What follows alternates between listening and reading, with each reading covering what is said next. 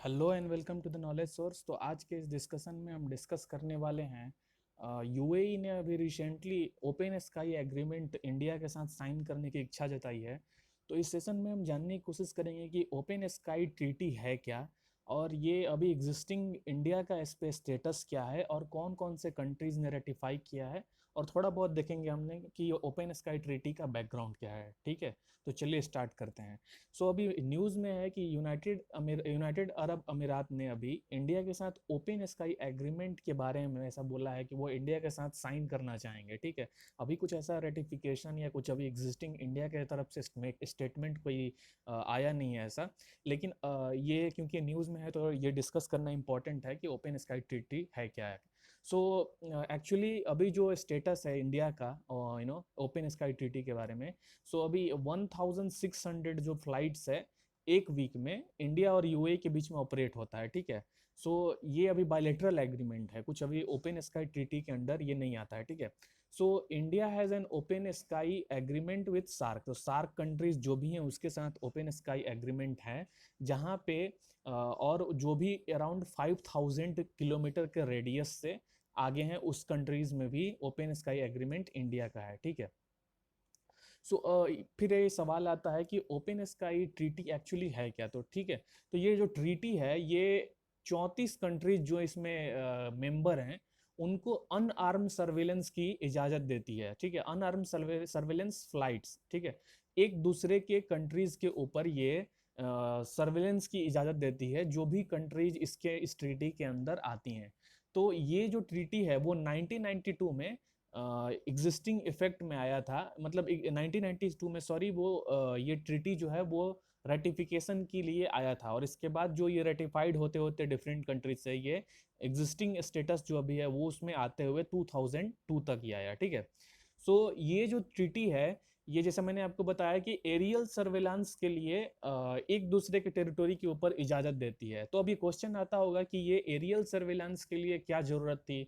तो आपको ये जानना पड़ेगा कि बैकग्राउंड में इसके जाना पड़ेगा, और ये बैकग्राउंड है 1991, जब ये कोल्ड वार एक्चुअली एंड हुआ। तो कोल्ड वार से एग्जिस्टिंग उससे पहले क्या होता था कि डिफरेंट कंट्रीज जो भी थे, जो दोनों कैपिटलिस्ट और सोशलिस्ट जो ब्लॉक्स थे, वो एक दूसरे के ऊपर डिफरेंट स्पाइस एक्टिविटीज में इन्वॉल्व होते थे, और जिसमें कि एक डर सा था कि कभी भी कोई भी कंट्री एक दूसरे के ऊपर अटैक कर सकती है, और जिससे कि क्या हो सकता है उस कंट्री की मतलब निस्तो नाबूद भी हो सकती है। जैसा हमने देखा कि बहुत सारे पार्ट्स जो जापान में हुआ, जापान न्यूक्लियर बम अटैक जब यूनाइटेड स्टेट्स ऑफ अमेरिका ने किया, तो इस तरीके की भयावह स्थिति इस तरीके की थी कि ये एक ट्रीटी बनाएगा जहां पे लिमिटेड नंबर ऑफ ये जो एयर सर्विलांस, जो भी अनआर्म एरियल व्हीकल हैं या कोई भी ऐसा आप सैटेलाइट आउटर स्पेस में रख रहे हैं, तो उसके लिए एक लिमिटेड नंबर ऑफ फ्लाइट्स उस टेरिटोरी के ऊपर जा सकते थे, या लिमिटेड नंबर ऑफ ऐसा सर्विलांस जो भी टेक्नोलॉजी आप रख सकते थे। तो इसका रीजन ये था कि वो जो डिफरेंट दो जो अनदर कंट्री है जिसके ऊपर आप टेरिटोरी के ऊपर रख रहे हैं, तो उसको ये पता चले कि हमारे ऊपर नजर रखी जा रही है, या फिर हमें कोई सरप्राइज अटैक हमारे ऊपर नहीं किया जा सकता है। तो इसका रीजन ये था। ठीक है, तो एक ट्रीटी से ये हुआ कि एक तरीके के इसमें बॉन्डिंग मैकेनिज्म हुआ, क्योंकि आप जान सकते हैं कि हमारे ऊपर सर्विलांस हो रहा है, और इसके बाद अगर कोई बियॉन्ड इसके, मान लीजिए कि अगर दो अनआर्म एरियर व्हीकल दूसरे टेरिटरी के ऊपर है, तो उससे क्या होगा कि उसके बाद भी अगर कोई अलग थोड़ा ज्यादा उससे कोई टेक्नोलॉजी आपको दिखता है, तो उसको आपकी इजाजत होगी कि उसको शूट डाउन करें या इसको भी। ठीक है, जैसा मैंने आपको बताया कि both USA and Russia are signatories of the treaty. तो जो ये कोल्ड वार एरा का मेन फैक्टर है, तो उसमें ऑफ कोर्स यूएसए और रशिया तो सिग्नेटरी होंगे। इंडिया का जो अभी स्टैंड है, अभी इंडिया मेंबर नहीं है इस ट्रीटी का। ठीक है, ये आपको याद रखना है, शायद क्वेश्चन आ जाए कि is India the part of open sky treaty, तो आपको याद रखना है कि इंडिया मेंबर नहीं है। सो जैसा मैंने आपको बताया कि कोल्ड वार के बाद डिफरेंट कंट्रीज, ये एक सरप्राइज अटैक हो सकता था एक दूसरे के ऊपर, और राइवल मिलिट्रीज के थ्रू। तो ये एक फैक्टर था कि ये ओपन स्काई ट्रीटमेंट उस समय लाया गया था 1992 just after the cold war, ठीक है। So the treaty was design to enhance mutual understanding, जैसे मैंने आपको बताया कि एक दूसरे के टेरिटोरी के ऊपर आप स्पाई जो कोई भी स्पाइनेज एक्टिविटीज में इन्वॉल्व होते हैं, तो उसमें वो कंट्रोल करने के लिए वहाँ पे उनको देखने के लिए कि कितने टेरिटोरी या कितने सैटेलाइट्स या कितने अनआर्म व्हीकल्स मेरे टेरिटोरी के ऊपर हैं, ठीक। तो ये एक मेन फैक्टर था।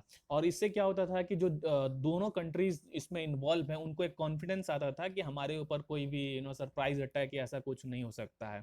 और ये जो कोई भी जो ये ट्रीटी था उसमें नंबर ऑफ व्हीकल्स को एक बाइंडिंग एग्रीमेंट के थ्रू बोथ कंट्रीज साइन करते थे, और उसको उसको वो मतलब totally with letter and spirit के साथ उसको एडर करना था। तो इससे होता था क्या कि कोई भी कंट्रीज उसको ऐसा डर नहीं होगा कि हमारे ऊपर अटैक हो सकता है या कुछ इस तरीके का एक्टिविटी। और ये जो ट्रीटी है ये कंडक्ट करता था कि joint unarmoured observation flights over the territories, and जो भी इमेजेस आप ले सकते हैं उस टेरिटोरी के कोई भी सेंसर से या सैटेलाइट से, और जो उसका रिसोल्यूशन होगा, मतलब कि रिसोल्यूशन मतलब कि उस पिक्चर उस इमेज कितनी क्वालिटी की आएगी, वो इमेज की क्वालिटी पहले से ही प्री डिफाइंड होगा। ऐसा नहीं कि आप फुल ऑन आप घर के बाहर एकदम क्लियर रिसोल्यूशन के साथ देख रहे हैं कि मिलिट्री कौन से ड्रिल एक्टिविटी में इन्वॉल्व है, ऐसा कुछ, ठीक है। तो ये एक रीजन था। फिर इसके बाद ये सिग्नेटरीज जो भी हैं उनको एक कॉपीज ऑफ ऑल इमेजेस जो था उसको फ्लाइट्स कितने कैरी हो रहे हैं और एक दूसरे के ऊपर वो आप इजाजत थी कि आप रख सकते हैं कि आप वन वीक में या वन डे में कितने फ्लाइट्स या कितने अनआर्म एरियल व्हीकल्स हमारे टेरिटोरी के ऊपर से गए, तो ये भी आप इजाजत दी थी। फिर इसके बाद ये जो ओवर फ्लाइट्स जो हैं वो गवर्न बाय द कोटाज से होता था, जैसे कि हमारे तरफ से या इंडिया के तरफ से अगर मान लीजिए सपोज कीजिए कि यूएई से इंडिया का ये ओपन स्काई ट्रीटी एग्रीमेंट हो जाता है, तो इससे क्या होगा कि सपोज कीजिए कि 50 जो फ्लाइट्स हैं वन वीक में इंडिया यूएई की कंट्री में ले जा सकती थी और यूएई इंडिया के में ला सकती थी। तो ये जो कोटा सिस्टम है एक तरह से, ठीक है। फिर इसके बाद ये जो ट्रीटी है वो एयर बेस जो भी दूसरे कंट्रीज का है वो उसको यूज करती थी, यूज कर सकती थी। क्यों एयर स्पेस यूज कर सकती थी एक दूसरे के लिए, एक दूसरे की air space sorry air base use कर सकती थी इस अपने फ्लाइट्स को मेंटेन करने के लिए जो भी। तो अभी जैसे मैंने आपको बताऊं कि यूनाइटेड स्टेट्स ऑफ अमेरिका और रसिया दोनों के पास ऐसे 4 बेसेस हैं, ठीक है। तो ये ओपन स्काई ट्रीटी था, और इसके बारे में कि यूनाइटेड स्टेट्स ऑफ अमेरिका जो यूनाइटेड अरब अमीरात जो है वो इंडिया के साथ इस ट्रीटी को साइन करने की अपनी इच्छा जताई है, और इस ट्रीटी से क्या फायदा हो सकता, नुकसान हो सकता था, ठीक है। तो मैं आशा करता हूँ कि आपको इसमें कुछ सीखने को मिला होगा। So till we meet in next time, thank you and God bless to all of you.